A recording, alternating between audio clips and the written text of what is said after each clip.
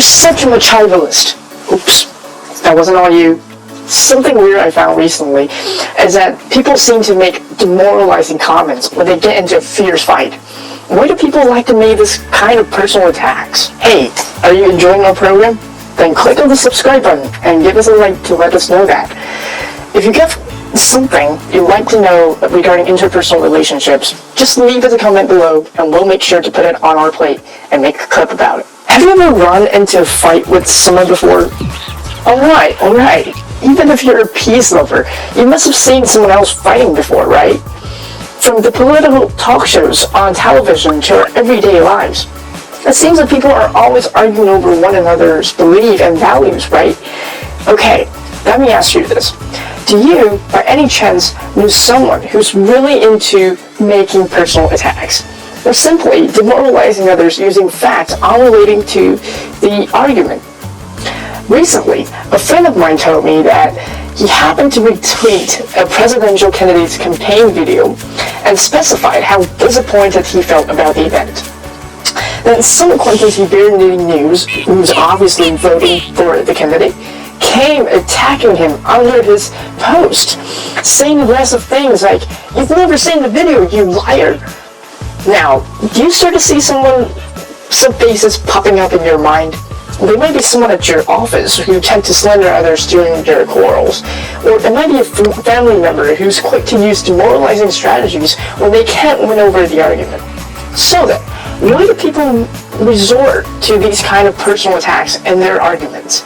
And how are we supposed to face this verbal violence? Well, today is a view from the Psychologist.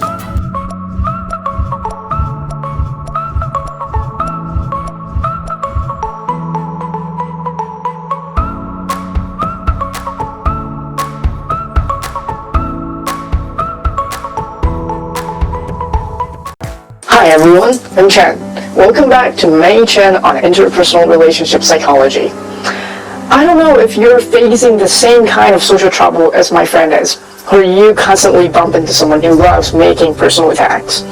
Or maybe both you and I have used the demoralizing strategy to support our beliefs and retort those of others. If I must say, the reasons for this type of a provocative behavior vary across context. But still, today I've concluded 3 main reasons for making such attacks, so as to see why we're using them. And I personally think that when someone resorts to such verbal aggression, they're probably down with one of the reasons. The first cause for making personal attacks may be the individual's low level of self-esteem. Self-esteem means how one appraises his or her own value, which is literally saying, do I like myself? According to long years of research, the difference between people with low self-esteem and people with high self-esteem lies in whether they are confident in their own opinions and beliefs. In other words, diffident individuals are not sure if their views are good, right, or anything that is based on others' judgment calls. Moreover, people lacking self-worth also tend to see their relationships with others as antagonistic, even if they're friends or close families with them. This causes them to easily see others' comments toward their behaviors or views as aggressive and against their entire personhood. For example, let's say a wife asks her husband, "Hey, did you say you're going to take me to Europe on our honeymoon? So when are we going?" If this husband happens to be a person of low self-esteem, he'll immediately turn into a hedgehog and fights back saying, "Yeah, right. Are you the one making money for this whole family? Are you saying I'm worthless? Yeah, right, I am." It's going to spit out so many words of negativity without actually discussing the issue. The words he uses not only reflect his inner sense of inferiority, but are also so provocative in nature that he's using them as a way to increase his own self-acceptance and confidence by demoralizing others. The second reason behind demoralization is a lack of evidence and persuasiveness. What do I mean by that? In ancient Greece, philosophers developed various ways of argumentation or styles for debate. Among them is one that attacks the motives behind someone's arguments, which was called ad hominem. The philosophers believe that the reason for someone to say something is because they have certain motivations to do so. Therefore, if they could just find the loopholes of that person's motivation, then they would be able to counter his or her argument. But as you know, motivation is often closely tied to someone's belief system, values, and experiences. So when we are trying to attack someone's motives, we're inadvertently tempted to attack their personalities as well. This type of argumentation is later coined in the field of psychology as ad hominem fallacy. A lot of people opposed to ad hominem fallacy are normally the ones who lack real proofs to counter their opponent's arguments.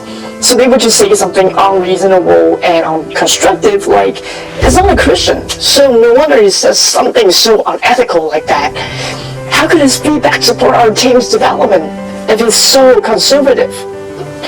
Aren't you finding this ad hominem fallacy everywhere now? The last cause for someone using personal attacks is negative reinforcement. Simply speaking, it's someone's normal way of dealing with conflicts that it becomes a habit for them. According to B.F. Skinner, who founded the reinforcement theory, negative reinforcement is constantly repeating a punishment so as to prevent someone from doing something. In 1938, Skinner did a quite interesting but unethical experiment. He placed a lab rat into a box with electrical current in it. The cord rests a switch that turns on and off the electricity. Every rat thrown into the box would be screeching and running around when they found themselves hit by the current, until they accidentally touched the electric switch and turned it off. When they finally realized that this product is an amazing cure to the horrendous lightning, they learned to run to the switch whenever the current started again. As time elapsed, and after so many trials, the mouse would unconsciously run to the switch whenever they were placed into the box. And that concludes the experiment on negative reinforcement theory. Similarly, for those who tend to make personal attacks toward others, it is highly likely that they have been using the same emotional and bullying strategy over and over in their previous arguments with others. They learned that this style of debate helps them keep people's mouths shut. Eventually, they would have unconsciously applied this strategy in their arguments, even though they did not intend to do it in the first place. Now, let's think again about that person who came to your mind when we started this video. What do you think are the reasons for him or her to demoralize others in their arguments? Is it because they have a low level of self-esteem? Or is it their lack of evidence to disagree and so they fell into the ad hominem fallacy? Or is it his or her usual way of winning an argument? Now that you understand why people are making personal attacks on you, try to detach yourself next time you find yourself in this kind of dilemma.